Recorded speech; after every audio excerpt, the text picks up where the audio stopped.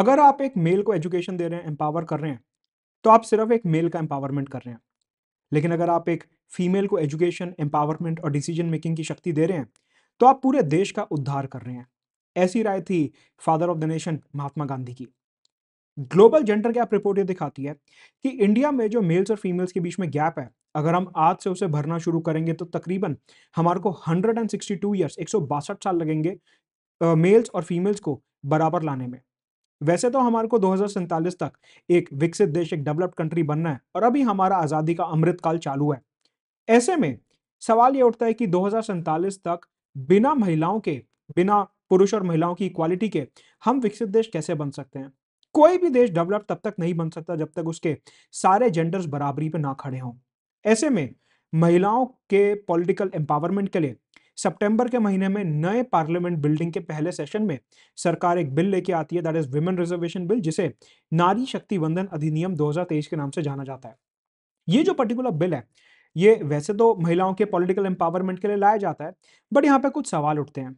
सबसे पहले कि जो ये बिल है, जो ये लेजिस्लेचर्स में, विधानसभा में और लोकसभा में महिलाओं को आरक्षण देता है, तो एग्जैक्टली हमारे को फीमेल रिजर्वेशन की जरूरत क्या है? पहला क्वेश्चन। दूसरा, कि इस बिल में क्या प्रोविजंस हैं? तीसरा, इस बिल में क्या नेगेटिव एस्पेक्ट्स हैं कि क्यों ये बिल जो है हमारे को 100% करेक्ट नहीं लगता? चौथा, महिलाओं का जो रिजर्वेशन है, एज अ कॉन्सेप्ट रिजर्वेशन में क्या प्रॉब्लम है और क्यों कुछ पॉलिटिकल थिंकर्स का ये मानना है कि विमेन रिजर्वेशन होना ही नहीं चाहिए। और फिफ्थ, यूपीएससी इस पूरे मैटर को किस तरीके से देखता है, ये हम देखेंगे प्रीवियस ईयर क्वेश्चंस के माध्यम से।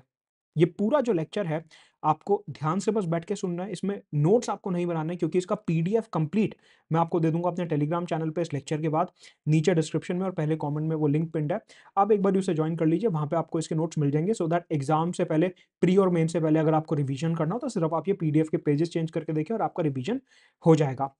इससे पहले भी मैंने कई सारे पॉलिटी आईआर और सीसैट के मुद्दों के ऊपर वीडियोस बनाए हैं, particularly India Maldives relation, Bilkis Bano का केस हो गया, भारतीय न्याय संहिता में क्या नए प्रोविजंस आए हैं, टेलीकम्युनिकेशन बिल, ऐसे कई सारे बिल्स और प्रोविजंस के ऊपर मैंने वीडियोस बनाए हैं जो आप मेरे यूट्यूब चैनल पर देख सकते हैं। अगर आप इस चैनल पर नए हैं तो वीडियो को लाइक जरूर करिए और चैनल को सब्सक्राइब करेंगे। तो सबसे पहले समझते हैं कि हमारे को फीमेल रिजर्वेशन की जरूरत क्या है। महिलाएं अप्रोक्सीमेटली 50% ऑफ पॉपुलेशन हमारा है, और ऐसे में 2047 तक अगर हमारे को अमृत काल में विकसित भारत बनाना है, तो महिलाओं के पार्टिसिपेशन के बिना वो चीज पॉसिबल नहीं है। वैसे तो सरकार ने कई सारे कदम उठाए हैं महिलाओं के एम्पावरमेंट के लिए, जैसे कि एलपीजी कनेक्शन देना, उज्ज्वला योजना के अंदर सब्सिडाइज रेट पे एलपीजी कनेक्शन दिए जा रहे हैं जहां पे। इसके अलावा स्वच्छ भारत मिशन के अंदर टॉयलेट्स और सैनिटरी पैड्स की वेंडिंग मशीन्स लगाई जा रही हैं। मुद्रा योजना के अंदर अफोर्डेबल लोन्स दिए जा रहे हैं जिससे कि फीमेल्स ऑन्टरप्रेन्योरशिप की तरफ आगे बढ़ सकें।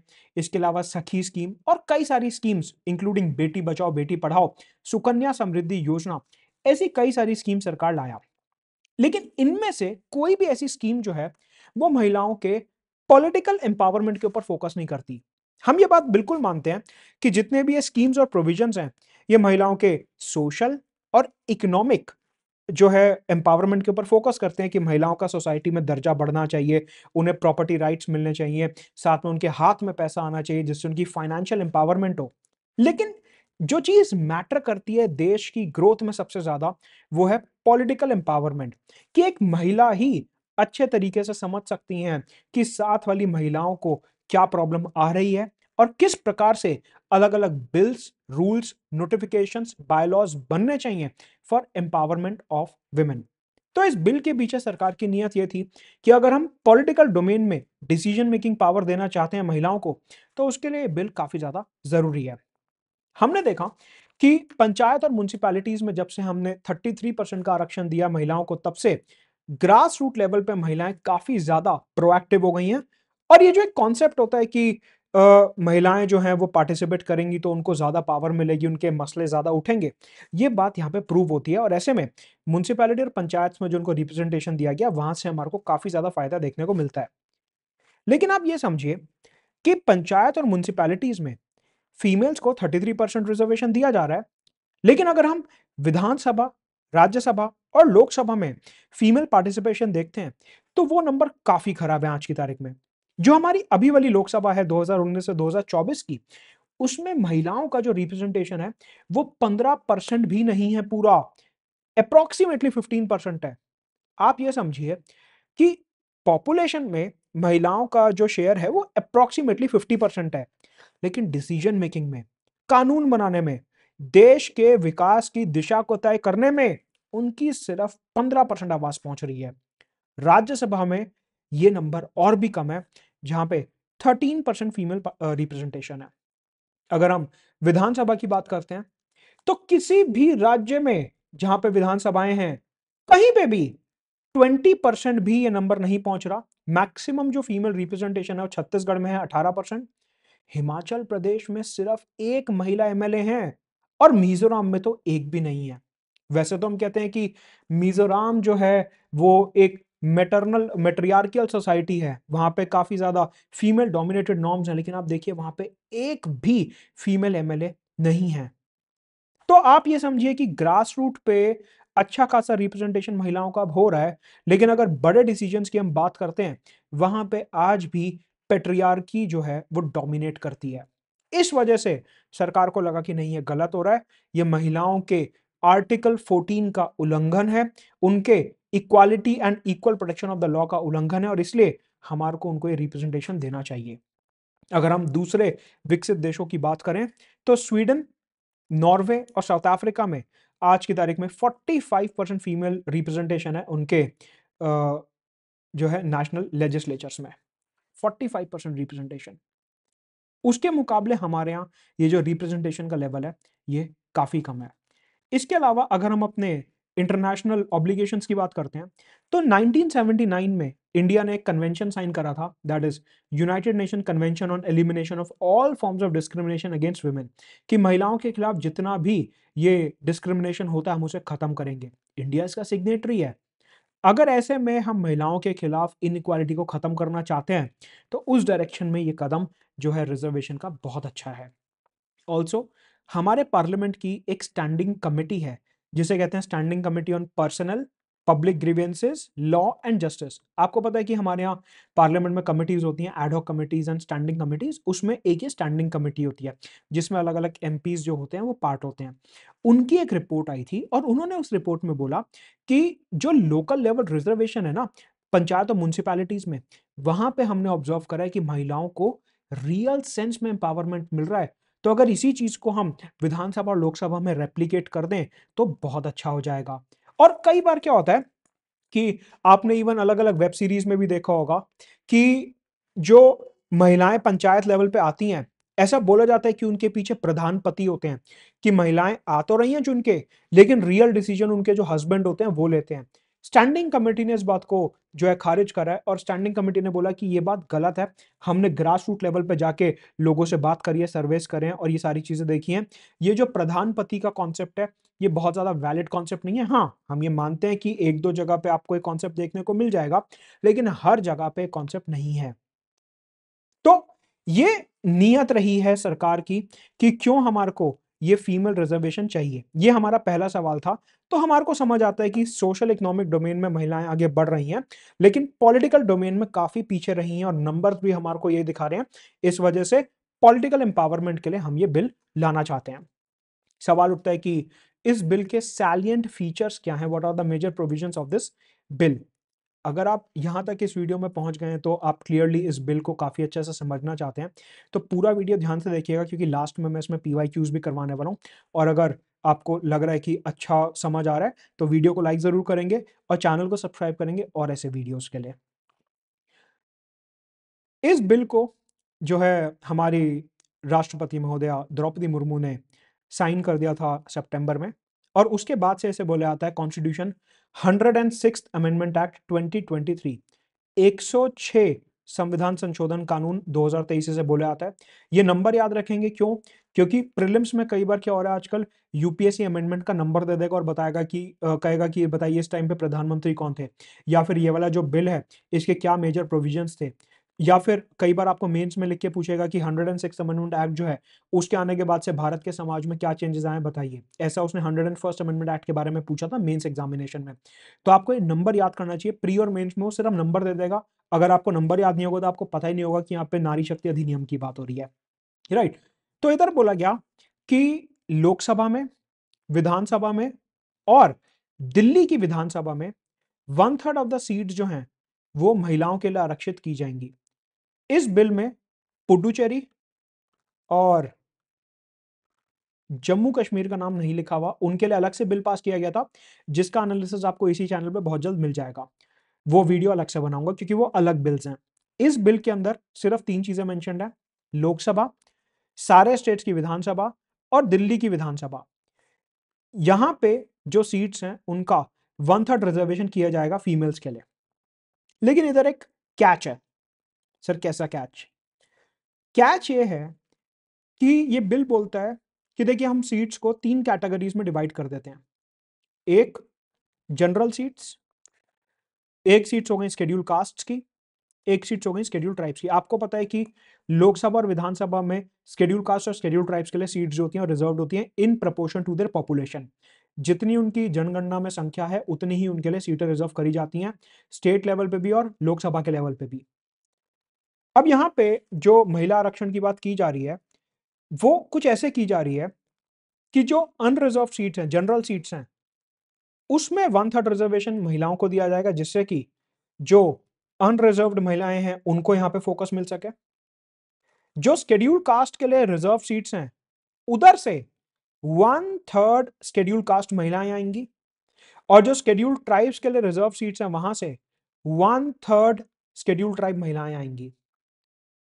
यूजुअली एक मिसकंसेप्शन रहता है कि जो टोटल 543 सीट्स हैं लोकसभा की उसमें हमारे को 1/3 रिजर्वेशन मिलेगा। बिल्कुल मिलेगा, 543 में 1/3 का रिजर्वेशन हमारे को मिलेगा लोकसभा में, ये बात बिल्कुल सच है।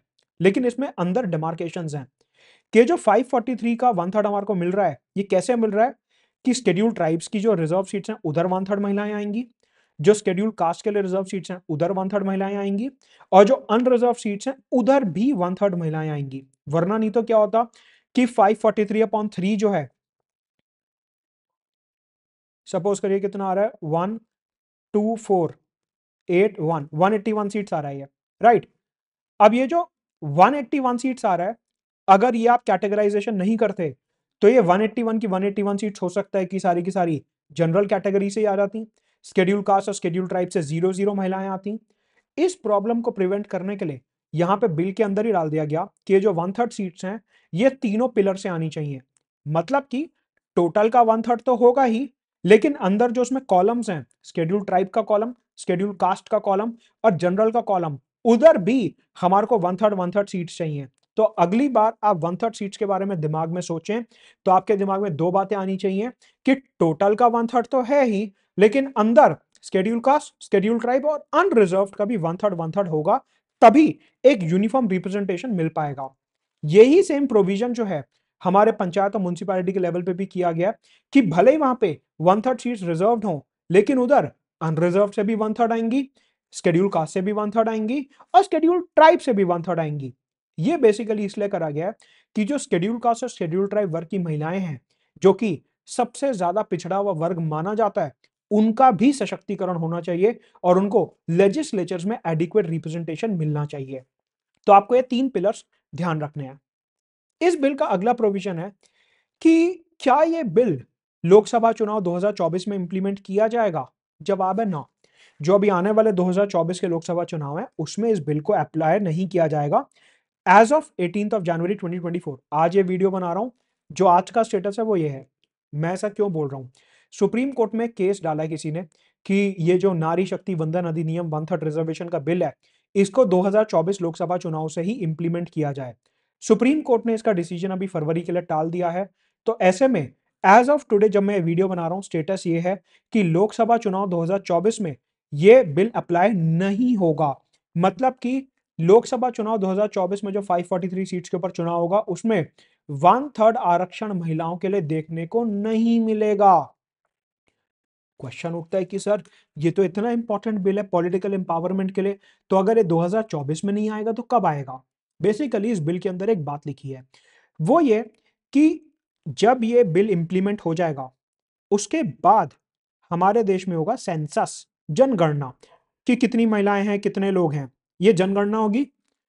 उस जनगणना आने के बाद कि कौन से राज्य में कितने लोग हैं, इलेक्शन कमीशन एक एक्सरसाइज करेगा जिसे कहते हैं डीलिमिटेशन की एक्सरसाइज। डीलिमिटेशन जो है वो लेटेस्ट सेंसस के बेसिस पे होगा। डीलिमिटेशन मतलब, डीलिमिटेशन का मतलब होता है कॉन्स्टिट्यूएंसीज बनाना। जैसे कि ये एक कॉन्स्टिट्यूएंसी बन गई, ये दूसरी कॉन्स्टिट्यूएंसी बन गई, ये तीसरी कॉन्स्टिट्यूएंसी बन गई, ये चौथी कॉन्स्टिट्यूएंसी बन गई। इस तरीके से ये जो कॉन्स्टिट्यूएंसीज बनाने का प्रोसेस होता है, इसे हम पॉलिटिकल साइंस की भाषा में बोलते हैं डीलिमिटेशन। तो आज की जो करंट डीलिमिटेशन है वो वैलिड है 2026 तक। जो आज हम 2024 में बात कर रहे हैं, ये वाली जो करंट डीलिमिटेशन है, मतलब कि जो करंट कॉन्स्टिट्यूएंसीज बनी हुई हैं, ये 2026 तक वैलिड है। कॉन्स्टिट्यूशन के आर्टिकल 82 के अंदर लिखा हुआ है कि 2026 तक आप इन कॉन्स्टिट्यूएंसीज को चेंज नहीं कर सकते। आर्टिकल 82 ऐसा साफ बोलता है। ऐसे में ये बिल ये बोलता है कि क्योंकि आर्टिकल 82 के अंदर लिखा हुआ है कि आप 2026 तक ये डीलिमिटेशन चेंज नहीं कर सकते, इसलिए हम चाहते हैं कि महिलाओं की लेटेस्ट पॉपुलेशन के हिसाब से ये इंप्लीमेंटेशन हो। और इसलिए 2026 के बाद जब पहला सेंसस आएगा, उस लेटेस्ट सेंसस के बेसिस पे इलेक्शन कमीशन वो डेटा लेगा और फिर पॉपुलेशन के हिसाब से ये नई कॉन्स्टिट्यूएंसीज बनाएगा और लेटेस्ट पॉपुलेशन डेटा के हिसाब से वो तय करेगा कि कहां पे महिलाओं को आरक्षण देना है। अभी पुराने डेटा के बेसिस पे हम महिलाओं को आरक्षण नहीं देना चाहते, तो इसलिए ये जो आज का डिलिमिटेशन है, जो आज की कॉन्स्टिट्यूएंसीज हैं, उसके बेसिस पे बिल कहता है महिलाओं को आरक्षण नहीं मिलेगा। इसलिए हमारे को 2026 के बाद का वेट करना पड़ेगा। तो मोस्ट लाइकली 2029 का जो लोकसभा चुनाव होगा उसमें आपको दिखेगा कि ये डिलिमिटेशन हो चुकी होगी और फिर महिलाओं को जो है आरक्षण मिलेगा। तो आपको ध्यान रखना है कि ये जो बिल है ये इमीडिएट में फोर्स में नहीं आएगा। ठीक है, ये जो आरक्षण है क्या ये परमानेंट है? जवाब है ना। बिल के अंदर लिखा है कि जिस तारीख को ये बिल इंप्लीमेंट होगा, मतलब कि जब ये डिलिमिटेशन वगैरह हो जाएगा और उसके बाद फिर बिल एनफोर्स होगा, जिस दिन एनफोर्स होगा उसके बाद से 15 साल तक ये रिजर्वेशन चलेगा। उसके बाद रिजर्वेशन को एक्सटेंड करना है या नहीं करना वो डिपेंड करता है पार्लियामेंट के ऊपर। पार्लियामेंट जो है अगर चाहे सिंपल मेजॉरिटी से कानून पास करके रिजर्वेशन को एक्सटेंड कर सकता है। एक्सटेंशन के लिए आपको अलग से कॉन्स्टिट्यूशन अमेंडमेंट बिल पास करने की जरूरत नहीं है। मतलब कि जब 15 साल इस बिल के पूरे हो जाएंगे, उसके बाद अगर संसद भवन को लगता है कि अभी भी पॉलिटिकल इक्वालिटी नहीं आई है, महिलाएं अभी भी पीछे हैं, हमारे को अभी भी आरक्षण की जरूरत है, तो उसके बाद सिंपल मेजॉरिटी से लोकसभा राज्यसभा में बिल पास किया जाएगा और पार्लियामेंट इस रिजर्वेशन को एक्सटेंड कर देगा। सिमिलरली जैसे शेड्यूल कास्ट और शेड्यूल ट्राइब के केस में 10-10 साल से रिजर्वेशन को एक्सटेंड करता रहता है पार्लियामेंट। आखिरी प्रोविजन इस बिल का वो ये है कि मैंने आपको क्या बताया, सेंसस होगा, इलेक्शन कमीशन सेंसस का वो डेटा लेगा और उस डेटा के आधार पर ऐसे कॉन्स्टिट्यूएंसीज बनाएगा जिसे हम कहते हैं डीलिमिटेशन। सपोज करिए कि पहली बार जो आरक्षण मिला, महिला आरक्षण, वो इन 2 सीटों पे मिला। एक हाइपोथेटिकल एग्जांपल लेते हैं, आपको एक कॉन्सेप्ट समझाना है कि इन 2 सीटों पे महिलाओं को आरक्षण मिल गया।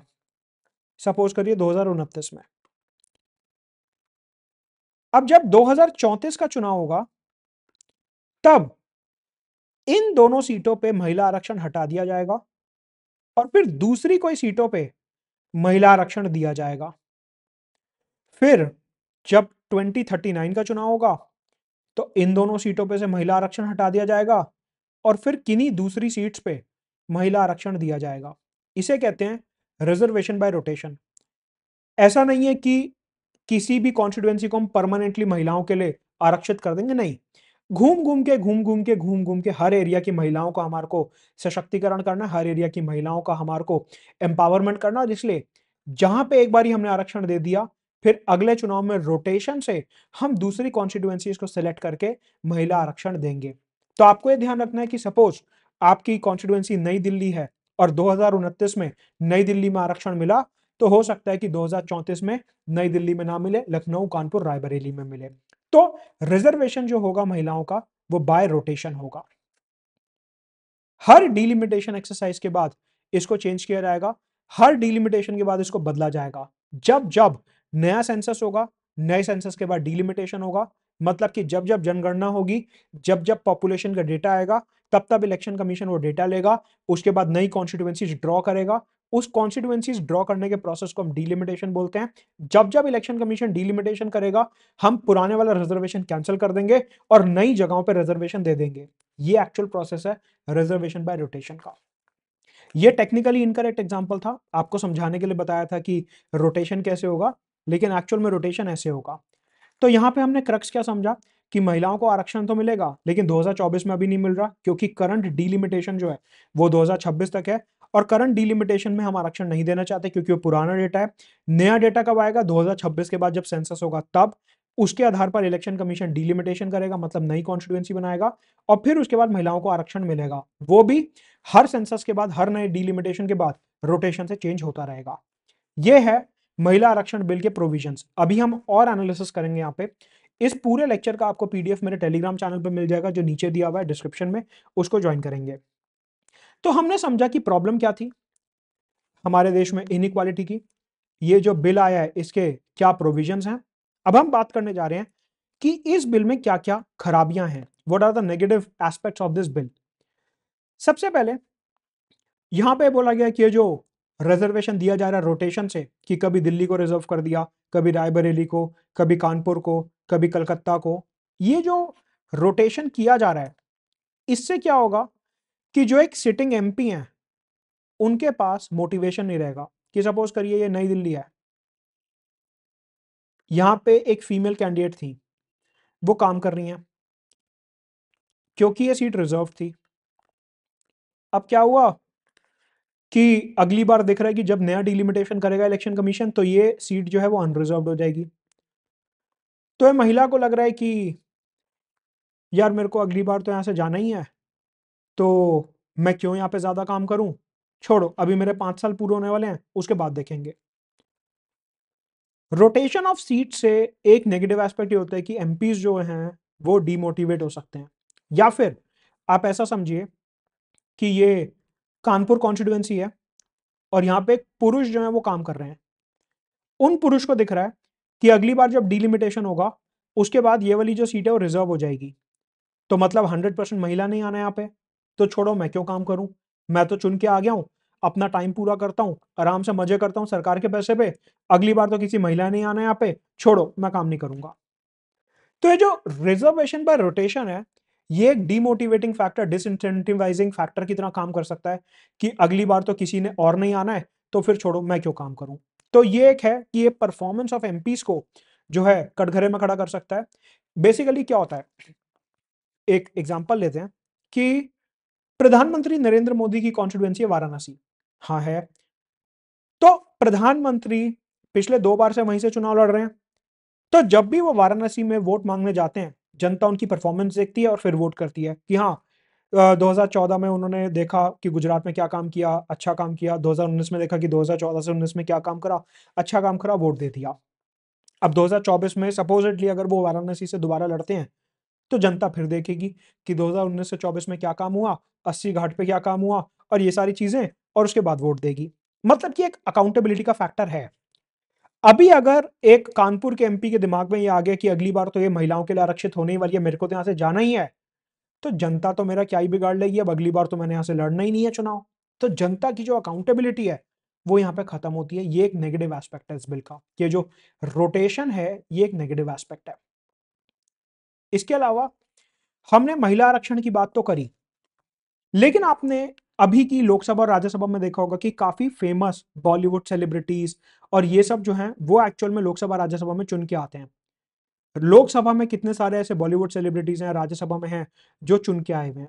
या फिर ऐसी महिलाएं जो एक बड़े पॉलिटिकल या बिजनेस परिवार से आती हैं, वो लोकसभा राज्यसभा में चुन के आई हुई हैं।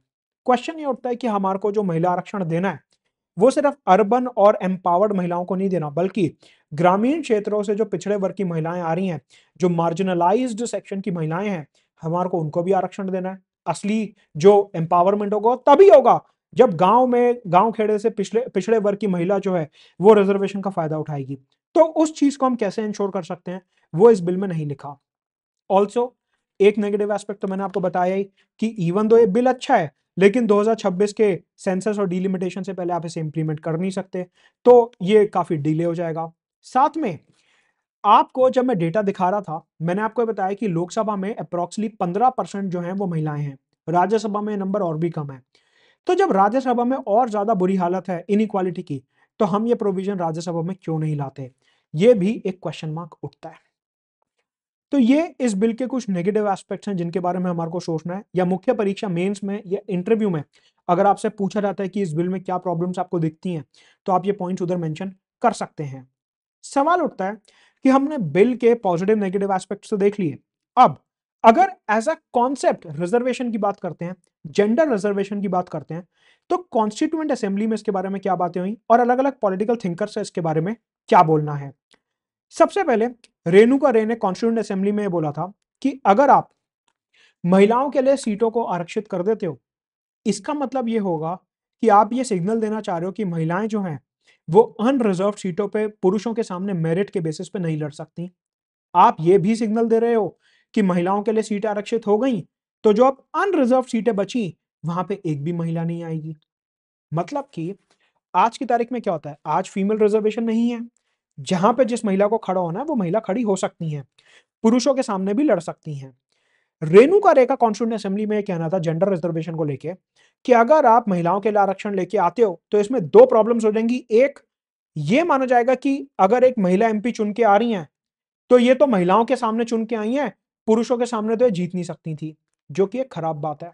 दूसरी बात, जो कॉन्स्टिट्यूएंसी महिलाओं के लिए रिजर्व हो गई, महिलाएं सिर्फ अब वहीं से लड़ेंगी। क्यों?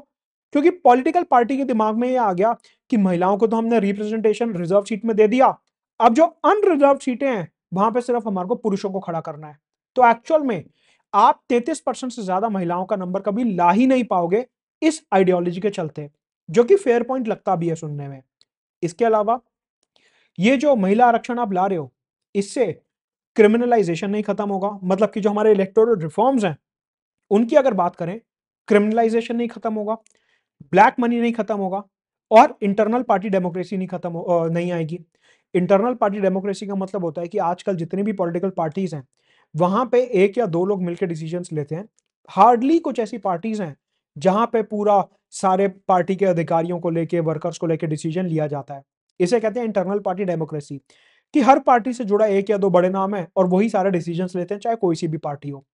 मतलब कि हमारी जो मेजर पॉलिटिकल पार्टीज हैं उधर काफी हद तक जो इंटरनल पार्टी डेमोक्रेसी है वो एब्सेंट है। और ऐसे में अगर हम महिलाओं को रियल सेंस में बढ़ावा देना चाहते हैं, तो एक तो ब्लैक मनी का यूज खत्म होना चाहिए कि वो फेयर तरीके से ऐसी महिलाएं जो पिछड़े वर्ग से आ रही हैं, जिनके पास ज्यादा पैसा नहीं है, अगर वो भी चुनाव लड़ना चाहती हैं तो हम चाहते हैं कि वो चुनाव लड़ें। ऑल्सो इंटरनल पार्टी डेमोक्रेसी अगर आएगी तो फिर ग्रास रूट लेवल से जो पार्टी के अंदर महिला कार्यकर्ताएं हैं वो ऊपर बढ़ेंगी और उनको भी चुनाव लड़ने का मौका मिलेगा। ऑल्सो एक सजेशन ये दिया जाता है कि आपको महिला आरक्षण लाने की जरूरत ही नहीं है, आप मल्टी मेंबर कॉन्स्टिट्यूएंसीज ला सकते हो। बेसिकली आज की तारीख में हमारे यहाँ सिंगल मेंबर कॉन्स्टिट्यूएंसीज हैं कि हर कॉन्स्टिट्यूएंसी से एक ही व्यक्ति चुना जाता है। यहां पे बोला गया कि आप मल्टी मेंबर कॉन्स्टिट्यूएंसीज ले आइए, जैसा काफी देशों में कॉन्सेप्ट है, जिसमें क्या होगा कि एक कॉन्स्टिट्यूएंसी से एक पुरुष और एक महिला दो लोग चुन के आएंगे। लेकिन फिर इसमें फर्दर प्रॉब्लम ये आ जाती है कि अगर आप हर कॉन्स्टिट्यूएंसी से एक या दो लोग चुन के बुलाओगे तो लोकसभा की स्ट्रेंथ बहुत ज्यादा इंक्रीज हो जाएगी। इतनी एक तो बैठाने की जगह नहीं है, सरकार के खर्चे और बढ़ जाएंगे, और फिर जितने ज्यादा लोग होंगे उतनी ज्यादा जो है बहसबाजी होगी, तो आप इफेक्टिव डिसीजन मेकिंग कभी कर ही नहीं पाओगे। तो इसलिए मल्टी मेंबर कॉन्स्टिट्यूएंसी वाले पॉइंट के ऊपर बहुत ज्यादा फोकस नहीं दिया जाता। इसके अलावा कुछ पॉलिटिकल थिंकर्स का ये मानना है कि आप पॉलिटिकल पार्टीज के अंदर रिजर्वेशन ले आओ। मतलब कि अभी जो आप कॉन्स्टिट्यूएंसीज को रिजर्व कर रहे हो, आप कॉन्स्टिट्यूएंसीज को रिजर्व मत करो, आप पॉलिटिकल पार्टीज के अंदर रिजर्वेशन ले आओ। कि पॉलिटिकल पार्टीज अगर 100 कैंडिडेट खड़े कर रही हैं तो उसमें से 30 कैंडिडेट्स फीमेल होनी चाहिए, जहां खड़ा करना है वहां खड़ा कर लो। इससे क्या होगा, वोटर को ज्यादा चॉइस मिलेगी, वोटर जो है अपनी मर्जी से वोट कर पाएगा, वोटर जो है उसके पास ऑप्शंस रहेंगे कि वो किसको वोट देना चाहता है। तो ये कॉन्सेप्ट था कि पॉलिटिकल पार्टीज के अंदर रिजर्वेशन ले आओ रादर देन कॉन्स्टिट्यूएंसीज के अंदर रिजर्वेशन लाना। क्योंकि अगर आपने कॉन्स्टिट्यूएंसी रिजर्व कर दी तो वहां पे पुरुष खड़े हो ही नहीं सकते, फिर तो उस कॉन्स्टिट्यूएंसी में सिर्फ महिलाएं खड़ी होंगी। लेकिन अगर आपने पॉलिटिकल पार्टीज के अंदर रिजर्वेशन ले आया तो उससे क्या होगा कि एक कॉन्स्टिट्यूएंसी में पुरुष महिलाएं पुरुष महिलाएं पुरुष महिलाएं एक फेयर तरीके से कंपीट कर पाएंगे। तो ये थे ओपिनियन कि महिला आरक्षण जो है वो क्यों नहीं होना चाहिए और कॉन्स्टिट्यूएंट असेंबली में उसके बारे में क्या बातें की गई। अब समझते हैं कि प्रीवियस ईयर क्वेश्चन में यूपीएससी ने क्या यहां से पूछा है। एज रिसेंटली एज मेंस 2023 यहां पे क्वेश्चन पूछा गया, discuss the contribution of civil society groups for women's effective and meaningful participation and representation in state legislature. महिलाओं का विधानसभा में किस तरीके से रिप्रेजेंटेशन बढ़ाने में सिविल सोसाइटी ने काम करा है वो बताइए। तो आपको ये पूरा आंसर हमने देखा कि कैसे सरकार के साथ डिबेट करके डेलिब्रेशन करके महिलाएं कैसे आगे बढ़ के आ रही हैं, महिलाओं का वोटिंग में पार्टिसिपेशन बढ़ रहा है, महिलाएं पॉलिटिकल सर्कल्स में आगे बढ़ रही हैं, तो कैसे उनको ये 33% आरक्षण का बिल दिया गया। Mains 2021, though women in post-independent India have excelled in various fields, the social attitude towards women and feminist movements has been patriarchal। मतलब कि महिलाओं ने बहुत तरक्की करी लेकिन आज भी जो पुरुष प्रधान समाज है वो हमारा चालू है। Apart from education and empowerment schemes, what intervention can help change this milieu. मतलब कि महिलाओं के रियल एम्पावरमेंट के लिए अपार्ट फ्रॉम ये जो स्कीम्स लाई जाती हैं उज्ज्वला और उजाला और ये सब, इसके अलावा हम महिला सशक्तिकरण के लिए क्या कर सकते हैं, अभी हमने पूरा देखा क्या कर सकते हैं। आपका वो आंसर मेंस का यहाँ से तैयार होता है। तो ये पूरे लेक्चर का पीडीएफ आपको टेलीग्राम चैनल पे मिलेगा। वीडियो पसंद आया तो लाइक जरूर करेंगे।